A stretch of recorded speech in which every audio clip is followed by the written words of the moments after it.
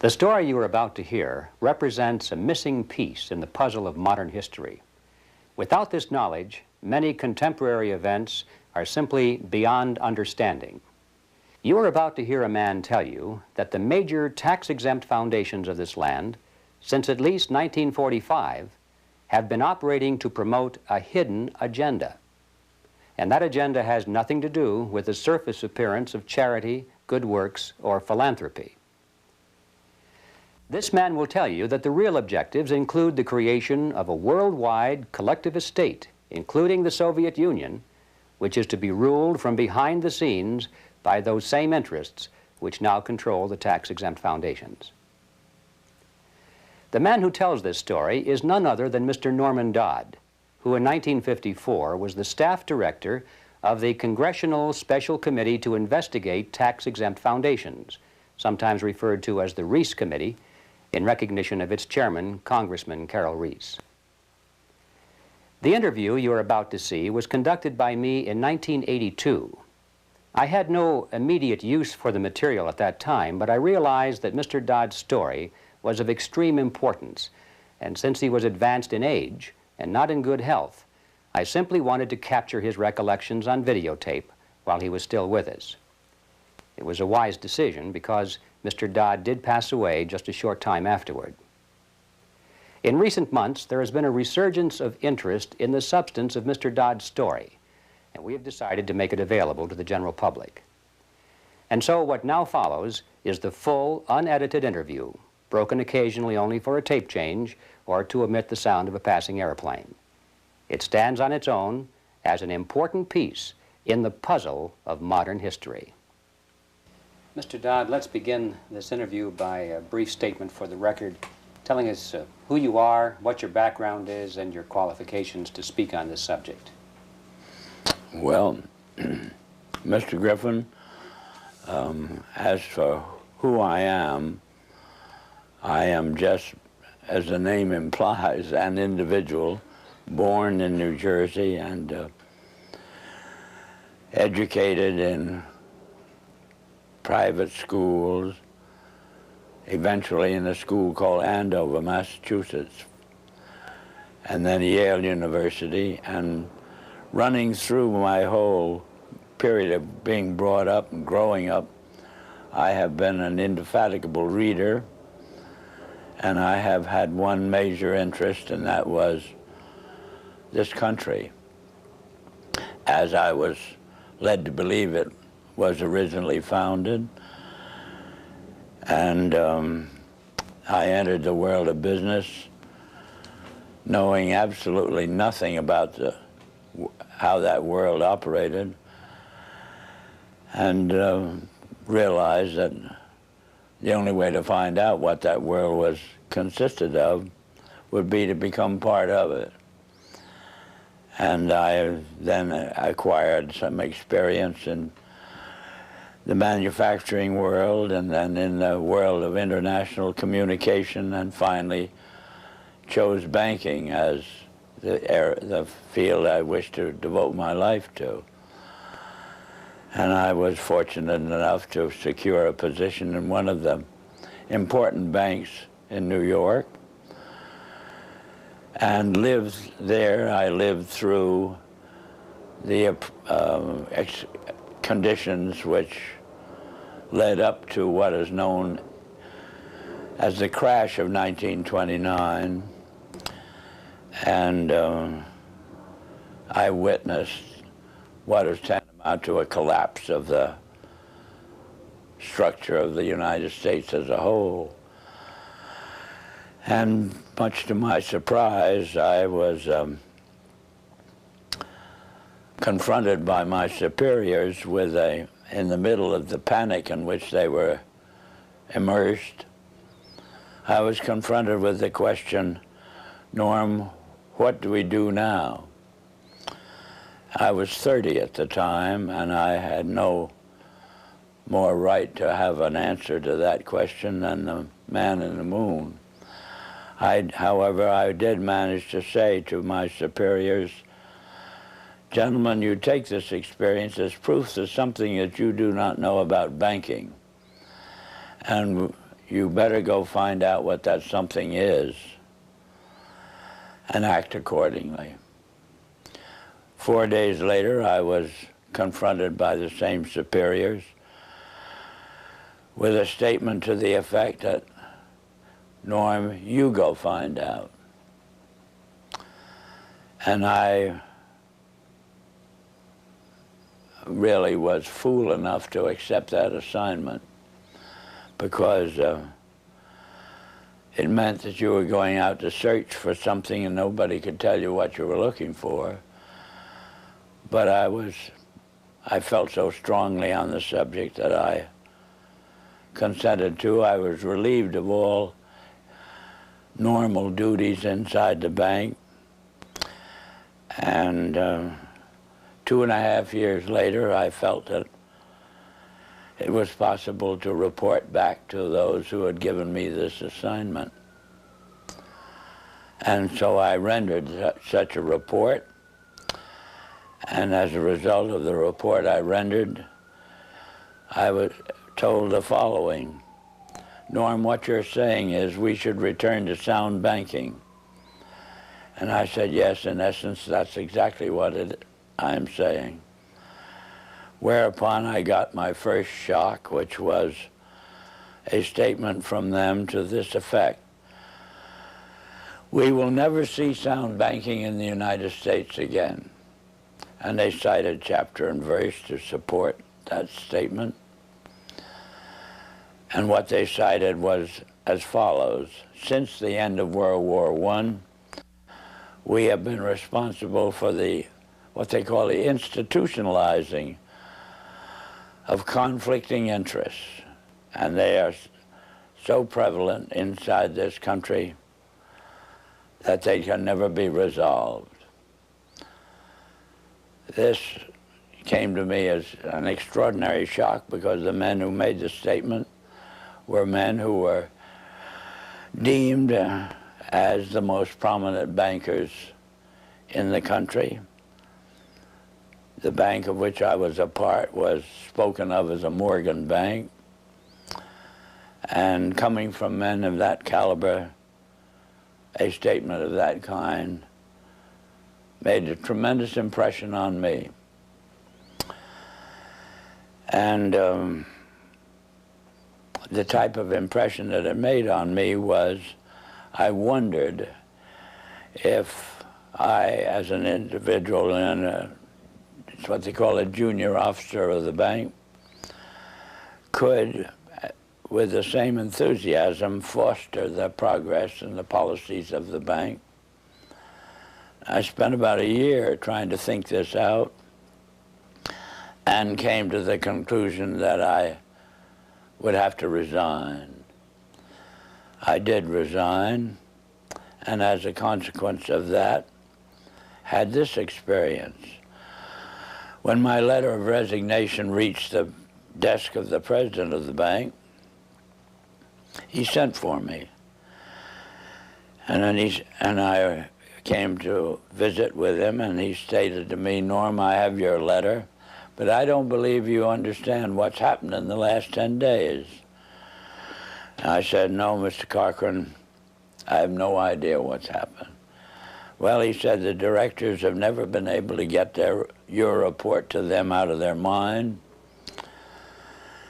And as a result, they have decided that you, as an individual, must begin at once, and you must reorganize this bank in keeping with your own ideas.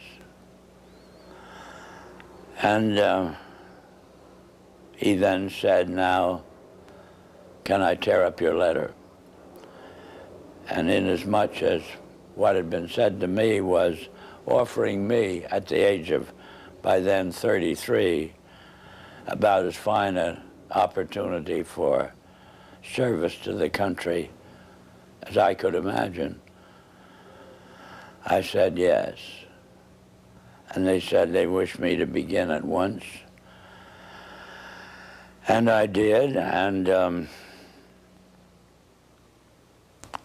suddenly, in the span of about 6 weeks, I was not permitted to do another piece of work. And every time I brought the subject up, I was kind of patted on the back and said, and told, stop worrying about it, Norm. Pretty soon you'll be a vice president, and then you will have quite a handsome salary and ultimately be able to retire on a very worthwhile pension. In the meantime, you can play golf and tennis to your heart's content on weekends. Well, Mr. Griffin, I found I couldn't do it. I spent a year with figuratively with my feet on the desk doing nothing, and I just couldn't adjust to it. So I did resign. And this time, my resignation stuck, and then I got my second shock, which was the discovery that the doors of every bank in the United States were closed to me, and I never could get a job, as it were, in a bank. So I found myself, for the first time since I'd graduated from college, out of a job. And from there on, I followed various branches of the financial world, ranging from investment counsel to membership of the stock exchange, and finally ended up as an advisor to a few individuals who had capital funds to look after. In the meantime, my major interest became very specific, which was to endeavor, by some means, of getting the educational world to actually, you might say, teach the subject of economics realistically and move it away from the support of various speculative activities that characterize our country. And I have had that interest, and you know how as you generate a specific interest, you find yourself gravitating toward persons with similar interests. And ultimately, I found myself kind of the center of the world of dissatisfaction with the direction that this country was headed. And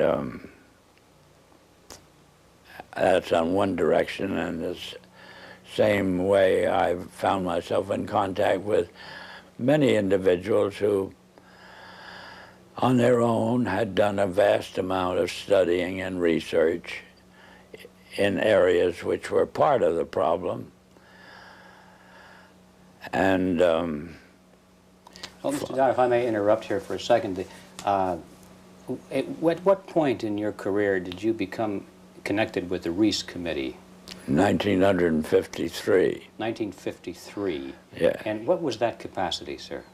That was the capacity of what they call Director of Research for the Reece Committee. Can you tell us what the Reece Committee was attempting to do?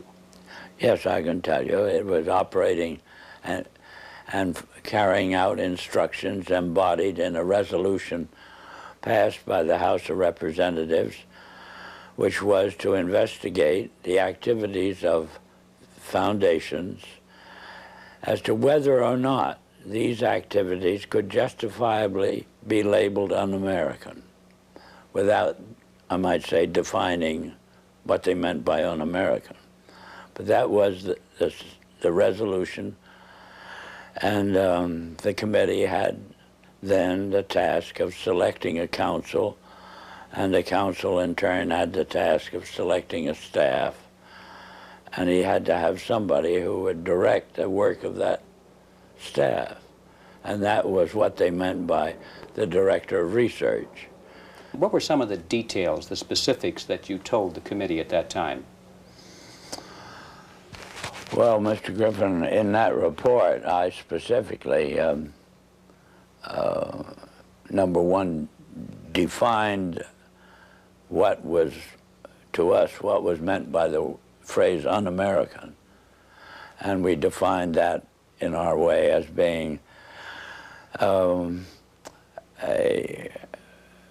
determination to effect changes in the country by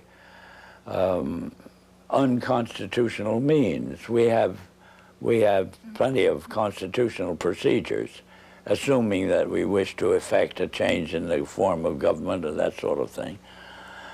And therefore, any effort in that direction which did not avail itself of the procedures which were authorized by the Constitution could be justifiably called un-American.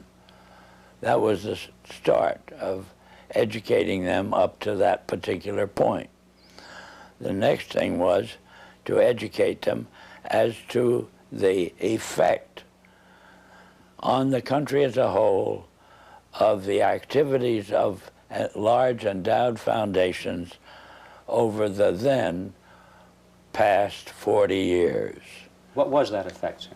That effect was to orient our educational system away from support of the principles embodied in the Declaration of Independence and implemented in the Constitution, and educated them over to the idea that the task now was, as a result of the orientation of education, to away from these briefly stated principles and self-evident truths. And that's what had been the effect of the wealth which constituted the endowments of those foundations that had been in existence over the largest portion of the span of 50 years, and holding them responsible for this change. And what we were able to bring forward was that what we had uncovered was the determination of these large endowed foundations through their trustees to actually get control over the content of American education. There's quite a bit of publicity given to your conversation with Rowan Gaither. Would you please tell us who he was and what was that conversation you had with him? Rowan Gaither was at that time president of the Ford Foundation. And Mr. Gaither had sent for me when I found it convenient to be in New York, asked me to call upon him at his office, which I did. And on arrival, after a few amenities, Mr. Gaither said, "Mr. Dodd, we've asked you to come up here today because we thought that possibly off the record you would tell us why the Congress is interested in the activities of foundations such as ourselves." And before I could think of how I would reply to that statement, Mr. Gaither then went on voluntarily and stated, he said, "Mr. Dodd, all of us that have a hand in the making of policies here have had experience either with the OSS during the war or the European Economic Administration after the war. We've had experience operating under directives, and these directives emanate and did emanate from the White House. Now we still operate under just such directives. Would you like to know what the substance of these directives is?" And I said, "Yes, Mr. Gaither, I'd like very much to know." Whereupon he made this statement to me, namely, "Mr. Dodd, we here operate on in response to similar directives, the substance of which is that we shall use our grant-making power so to alter life in the United States that it can be comfortably merged with the Soviet Union." Well, parenthetically, Mr. Griffin, I've nearly fell off the chair. I of course, didn't, but my response to Mr. Gaither then was, well, Mr. Gaither, I can now answer your first question. You forced the Congress of the United States to spend $150,000 to find out what you just told me. So why don't you I said, of course, legally you're entitled to make grants for this purpose, but I don't think you're entitled to withhold that information from the people of the country to whom you're indebted for your tax exemption. So why don't you tell the people of the country that's what you've told me? And his answer was, we would not think of doing any such thing. So then I said, well, Mr. Gaither, obviously, you forced the Congress to spend this money in order to find out what you've just told me. Mr. Dodd, you have spoken before about some interesting things that were discovered by Catherine Casey at the Carnegie Endowment. Can you tell us that story, please? Yes, I'm glad to, Mr. Griffin. This experience that you have just referred to came about in response to a letter which I had written to the Carnegie Endowment for International Peace, asking certain questions and gathering certain information. And on the arrival of that letter, Dr. Johnson, who was then president of the Carnegie Endowment, telephoned me and said, did I ever come up to New York? And I said, yes, I did, more or less each weekend. And he said, well, when you're next here, will you drop in and see us? Which I did. And again, on arrival at the office of the endowment, I found myself in the presence of Dr. Joseph Johnson, the president, who was a successor to Alger Hiss, two vice presidents, and their own counsel, a partner in the firm of Sullivan and Cromwell. And Dr. Johnson said, after, again, amenities, Mr. Dodd, we have your letter. We can answer all those questions, but it'd be a great deal of trouble. And we have a counter-suggestion. And our counter-suggestion is that if you can spare a member of your staff for 2 weeks and send that member up to New York, we will give to that member a room in the library and the minute books of this foundation since its inception. And we think that whatever you want to find out, or the Congress wants to find out, will be obvious from those minutes. Well, my first reaction was they lost their mind. I had a pretty good idea of what those minutes would contain, but I realized that Dr. Johnson had only been in office 2 years, and the vice presidents were relatively young men, and counsel seemed to be also a young man, and I guessed that probably they'd never read the minutes themselves. And so I said I had somebody, I would take it.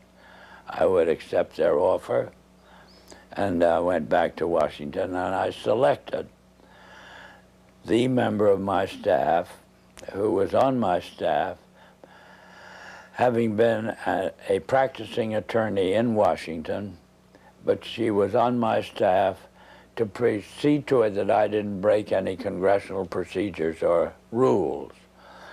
In addition to which, she was unsympathetic to the purpose of the investigation.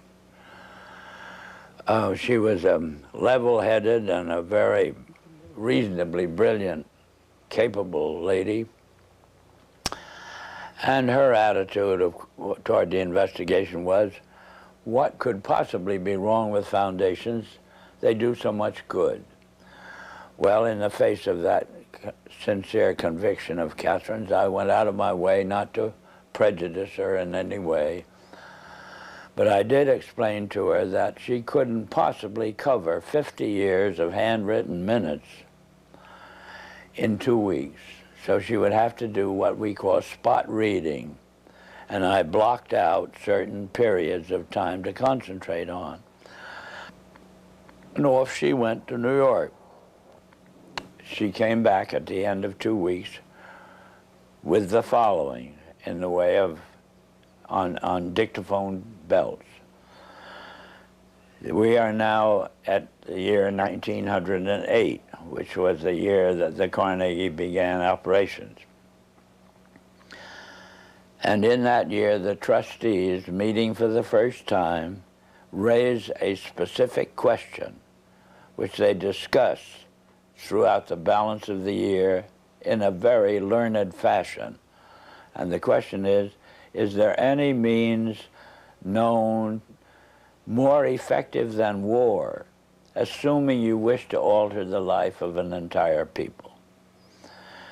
And they conclude that no more effective means than war to that end is known to humanity. So then in 1909 they raised the second question and discussed it, namely, how do we involve the United States in a war?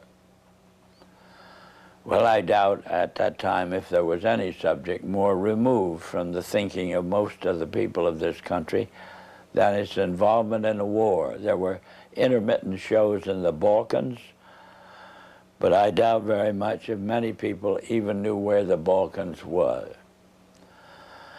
Then finally, they answer that question as follows. We must control the State Department. And then that very naturally raises the question of how do we do that? And they answer it by saying we must take over and control the diplomatic machinery of this country. And finally they resolve to aim at that as an objective. Then time passes, and we are eventually in a war, which would have been World War I. And at that time, they record on their minutes a shocking report in which they dispatched to President Wilson a telegram cautioning him to see that the war does not end too quickly. And finally, of course, we are, the war is over. At that time, their interest shifts over to preventing what they call a reversion of life in the United States to what it was prior to 1914, when World War I broke out. And they arrive at that point, they come to the conclusion that to prevent a reversion, we must control education in the United States. And they realize that that's a pretty big task. So it's, to them, it is too big for them alone, so they approach the Rockefeller Foundation with the suggestion that that portion of education which could be considered domestic be handled by the Rockefeller Foundation, and that portion which is international should be handled by the endowment. And they then decide that the key to the success of these two operations lay in an alteration in the teaching of American history. So they approach 4 of the then most prominent teachers of American history in the country, people like Charles and Mary Bird, and their suggestion to them is, will they alter the manner in which they present this subject, and they get turned down flat. So they then decide that it is necessary for them to do, as they say, build our own stable of historians. And then they approach the Guggenheim Foundation, which specializes in fellowships, and say, when we find young men in the process of studying for doctorates in the field of American history, and we feel that they are the right caliber. Will you grant them fellowships on our say-so? And the answer is yes. So under that condition, eventually they assemble 20. And they take this 20 potential teachers of American history to London, and there they're briefed into what is expected of them when, as and if they secure appointments in keeping with the doctorates they will have earned. And that group of 20 historians ultimately becomes the nucleus of the American Historical Association. And then toward the end of the 1920s, the endowment grants to the American Historical Association $400,000 for a study of our history in a manner which points to what can this country can it look forward to in the future. And that culminates in a 7-volume study, the last volume of which is, of course, in essence, a summary of the contents of the other 6. And the essence of the last volume is the future of this country belongs to collectivism administered with characteristic American efficiency. That's the story that ultimately grew out of, and of course was what could have been presented by the members of this congressional committee to the Congress as a whole for just exactly what it said. But they never got to that point. This is the story that emerged from the minutes of the Carnegie Fund. That's right. The Carnegie Endowment That's Fund. right. And so... It was official to that extent. I see. And Catherine Casey brought all of these back in the form of dictated notes or verbatim readings of the minutes. On dictaphone belts. Are those in existence today? I don't know. But if they are, they're somewhere in the archives under the control of the Congress, House of Representatives. How many people actually heard those, or were they typed up transcripts made of them? How many people actually heard those recordings? Oh, 3 maybe. Myself, my top assistants, and Catherine.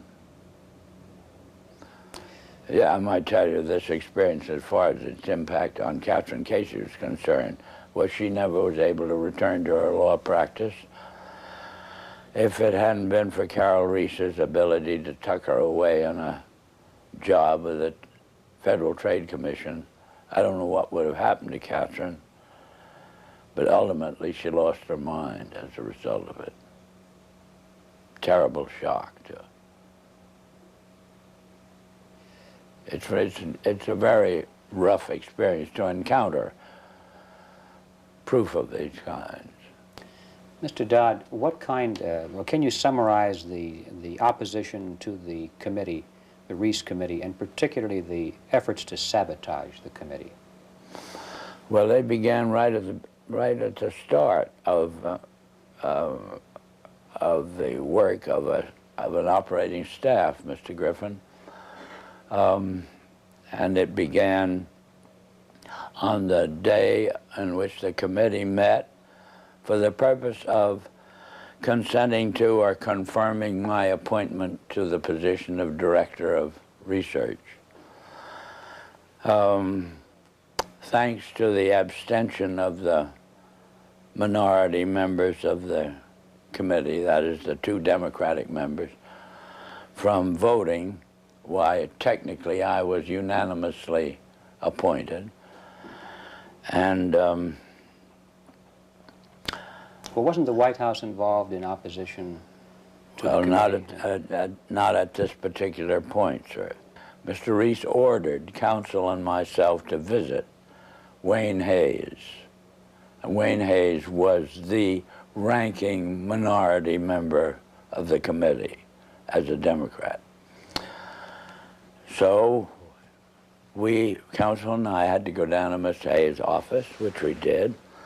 Mr. Hayes greeted us with the flat statement directed primarily to me, which was that I am opposed to this investigation. I regard it as nothing but an effort on the part of Carroll Reece to gain a little prominence, and so I'll do everything I can to see that it fails. Well, I am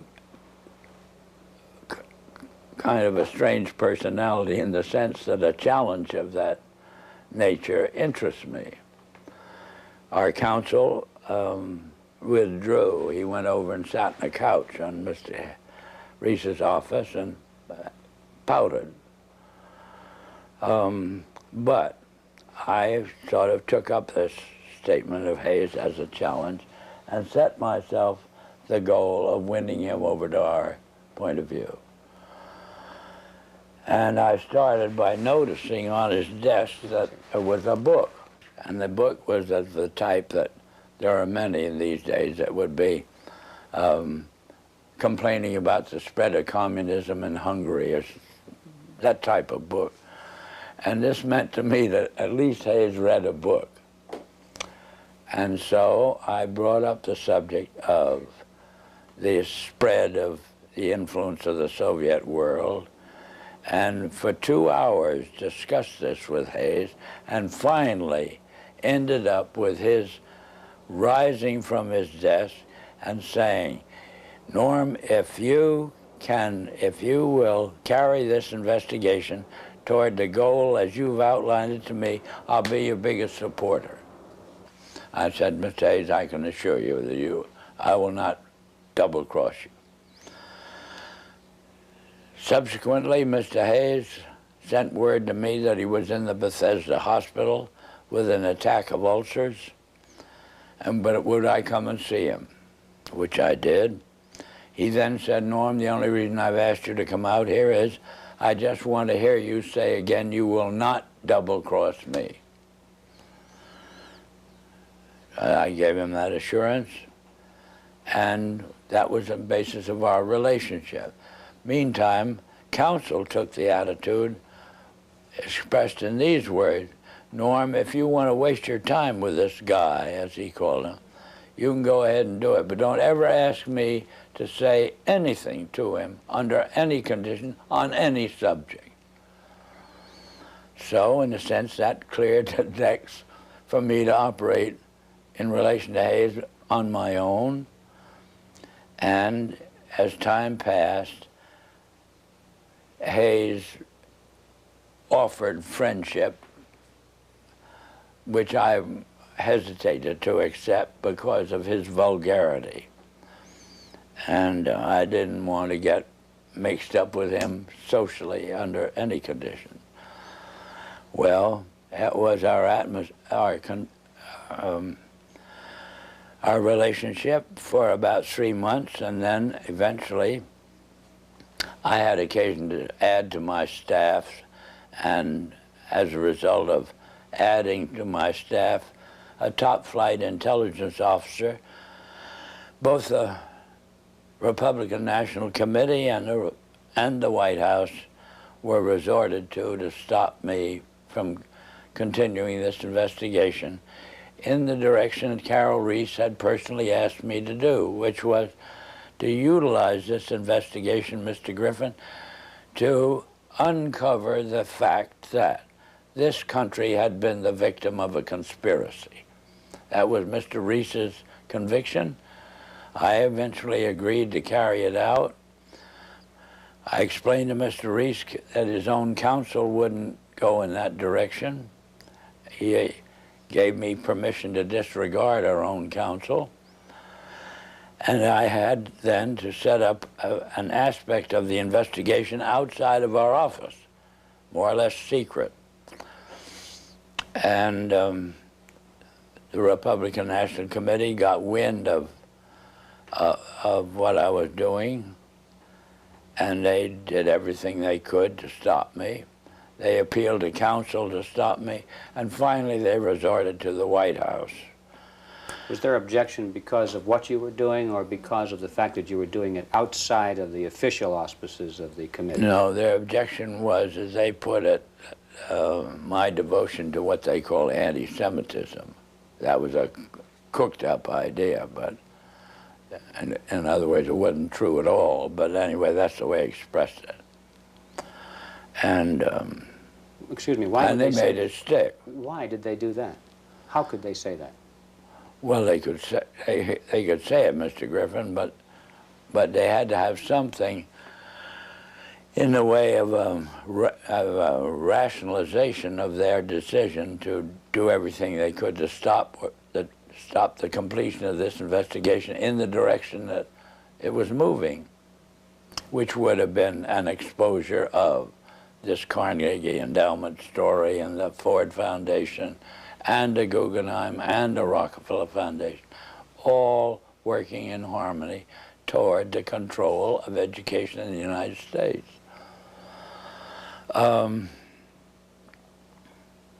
Well, in any event, to secure the help of the White House in the picture, they assigned, they got the White House to cause the liaison personality between the White House and the Hill, a major person, to go up to Hayes and try to get him to, as it were, actively oppose what investigation was engaged in. And Hayes very kindly then would listen to this visit from Major Person. Then he would call me and say, "Norm, come up to my office. I have a good deal to tell you." I would go up. He'd tell me, "I've just had a visit from Major Person, and he wants me to break up this investigation." So I then say, "Well, Wayne, what did you do? What did you say to him?" He said, "I just told him to get the hell out." And he did that 3 times, and I got pretty proud of him in the sense that he was, as it were, backing me up. And we finally embarked upon hearings at Hayes' request, because he wanted to get them out of the way before he went abroad in the summer. And but why were the hearings finally terminated? What happened to the committee? What happened to the committee or the hearing? Or the hearings. Hmm? The hearings. Oh, the hearings were terminated. Carroll Reece was up against such a furor as Hayes, through the activity of our own counsel. Hayes became convinced that he was being double-crossed, and he put on a show in a public hearing room, Mr. Griffin, that was an absolute disgrace. And he called Carroll Reece publicly every name in the book, and Mr. Reece took this as proof that he couldn't continue the hearings.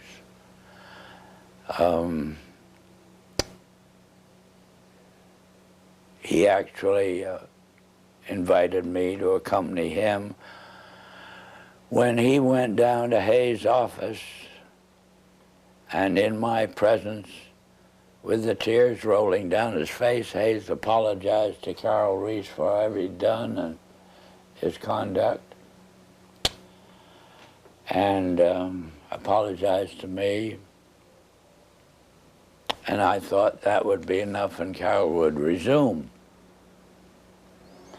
But he never did. The charge of anti-Semitism is kind of intriguing to me. What was the basis of that charge? Was there any basis for it at all? No, the basis that the Republican National Committee used was that the intelligence officer I'd taken on my staff, when I oriented this investigation to the exposure of and proof of a conspiracy, was known to have a book, and the book was deemed to be anti-Semitic. This was childish, but this was the second in command of the Republican National Committee, And he told me I would have to dismiss this person from my staff. Who was that person, sir? Who was that person? The person? Yes. A Colonel Lee Lorraine. Lee Lorraine. Yeah. And what was his book, do you recall? The title of his book? The book they referred to was called Waters Flowing Eastward, which was a very castigation of the Jewish influence in the world. What were some of the other charges made by Mr. Hayes against Mr. Reece? Oh, just that Mr. Reece was utilizing this investigation for his own prominence inside the House of Representatives. That was the only charge Hayes could think of. How would you describe the motivation of the people who created the foundations, the big foundations in the very beginning? What is, or what was their motivation? Their motivation, well, let's take Mr. Carnegie as an example. His publicly declared and steadfast interest was to counteract the departure of the colonies from Great Britain. He was devoted to just putting the pieces back together again. Would that have required the collectivism that they were dedicated to? No. These policies or the foundation's allegiance to these un-American concepts are all traceable to the transfer of the funds over into the hands of trustees, Mr. Griffin.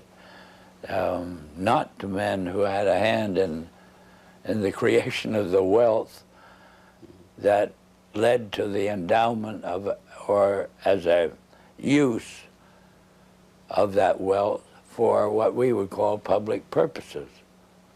It was a subversion of the original intent then. Oh, yeah, completely so. And that we got into the world traditionally of bankers and lawyers. How do you see that the purpose and direction of the major foundations has changed over the years to the present? What is it today? Whole 100% behind meeting the cost of education such as it is presented through the schools and colleges of the United States on the subject of our history has proven our original ideas to be no longer practical. The future belongs to a collectivistic concept, and there's just no disagreement on this. Why do the foundations generously support communist causes in the United States? Well, because to them, what communism represents a means of developing what we call a monopoly. That is, the organization, we'll say, of large-scale industry into an administrable unit. Do they think that they will be one of the administrators? They will be the beneficiaries of it, yes.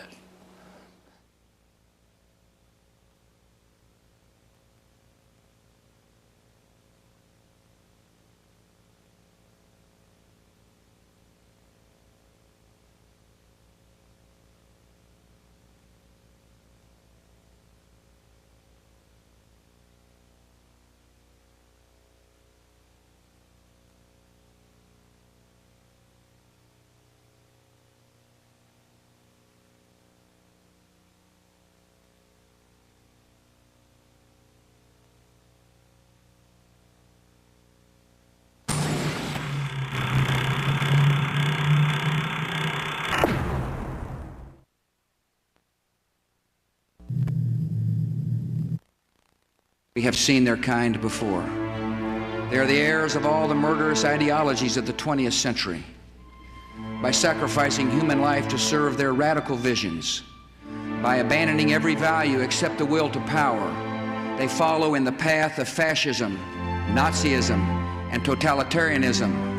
And they will follow that path all the way to where it ends, in history's unmarked grave of discarded lies.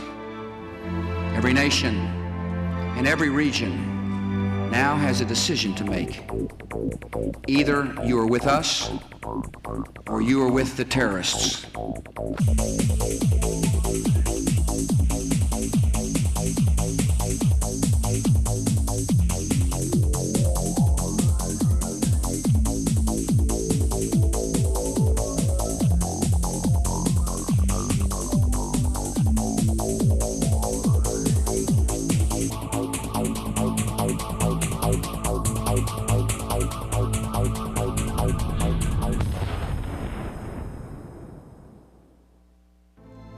Freedom and fear are at war.